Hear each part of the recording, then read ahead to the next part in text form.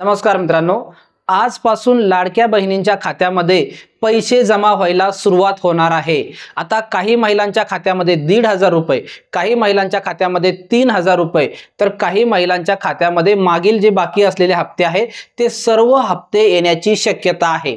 आता कोणत्या महिलांना पैसे मिळणार आहेत आणि जर केवायसी झाली नसेल तर हप्ता मिळेल का, याबाबत महिला व बालविकास विभागाच्या ज्या मंत्री आहेत आदिती तटकरे त्यांनी याबाबत माहिती दिलेली आहे। स्क्रीनवर तुम्ही हे बघू शकता। बघा, आदिती तटकरे यांनी म्हटलेलं आहे की उद्यापासून महिलांच्या खात्यामध्ये सप्टेंबर महिन्याचा हप्ता जमा केला जाणार आहे आणि केवायसी बाबत यांनी काय म्हटलेलं आहे ते देखील आपण बघणार आहोत। पहिल्यांदा ही गोष्ट समजून घ्या की ज्या महिला पडताळणीमध्ये पात्र ठरलेल्या आहेत त्यांना मागील जे त्यांचे हप्ते जून जुलै पासून बाकी होते त्यांचे पैसे येण्याची शक्यता आहे, परंतु ज्या महिलांची केवायसी बाकी होती अशा महिलांचे पैसे येणार नाही। आता कोणत्या केवायसी बाकी असलेल्या महिला आहेत ते समजून घ्या, मी तुम्हाला सांगतो। आता जसं की तुमचे हप्ते जर बंद झाले असतील जून जुलै पासून आणि जर तुम्ही पडताळणीमध्ये अपात्र आढळला असाल किंवा तुमचा जो अर्ज आहे तो संशयास्पद असेल तर तो अजूनही कदाचित तुमचे या सप्टेंबर महिन्यामध्ये पैसे येणार नाहीत।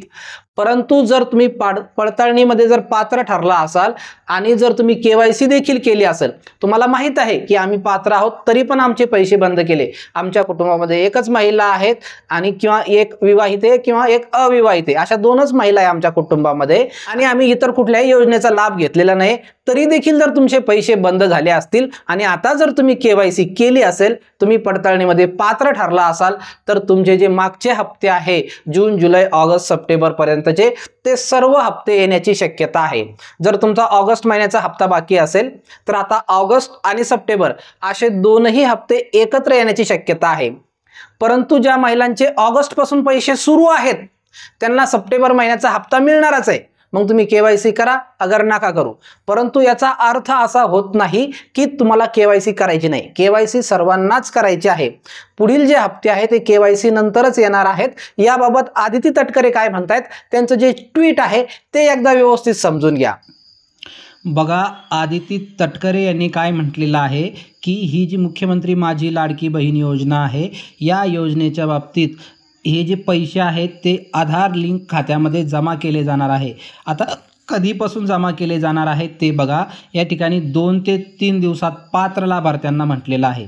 पात्र लाभार्थ्यांच्या खात्यामध्ये आधार संलग्न खात्यामध्ये हे पैसे जमा केले जाणार आहे आणि या ठिकाणी यामध्ये यांनी केवायसीच्या बाबत जी गोष्ट आहे ती पूर्ण करावी अशी नम्र विनंती केलेली आहे।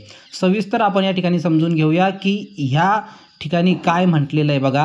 बघा, मुख्यमंत्री माझी लाडकी बहीण योजना महिला सक्षमीकरणाची अखंड क्रांती इथं दिसतंय तुम्हाला आणि त्यानंतर म्हटलेलं आहे मुख्यमंत्री माझी लाडकी बहीण योजनेच्या मुख्यमंत्री माझी लाडकी बहीण योजनेच्या सर्व पात्र लाभार्थ्यांना या ठिकाणी बघा कधीचा कोणता म्हटलाय त्यांनी सप्टेंबर महिन्याचा सन्मान निधी वितरित करण्याच्या प्रक्रियेस उद्यापासून सुरुवात होत आहे।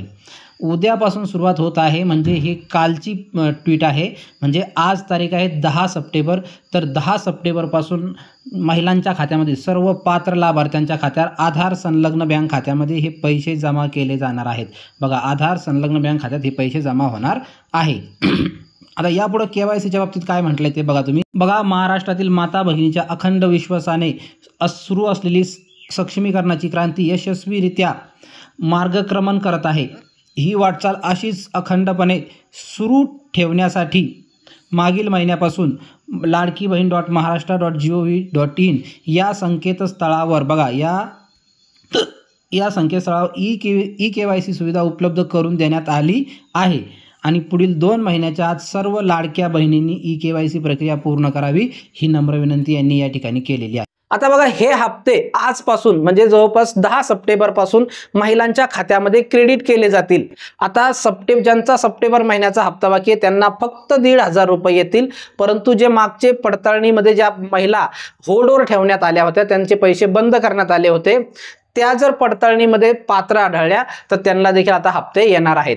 मित्रांनो, लाडकी बहीण योजनेच्या बाबत वेळोवेळी जे काही छोटं मोठं अपडेट येईल त्याची माहिती आपल्या चॅनलच्या माध्यमातून आपण देत असतो, त्यामुळे चॅनलला सबस्क्राइब करून ठेवा। धन्यवाद मित्रांनो, पुन्हा भेटू अशाच एका नवीन व्हिडिओमध्ये, तोपर्यंत जय महाराष्ट्र।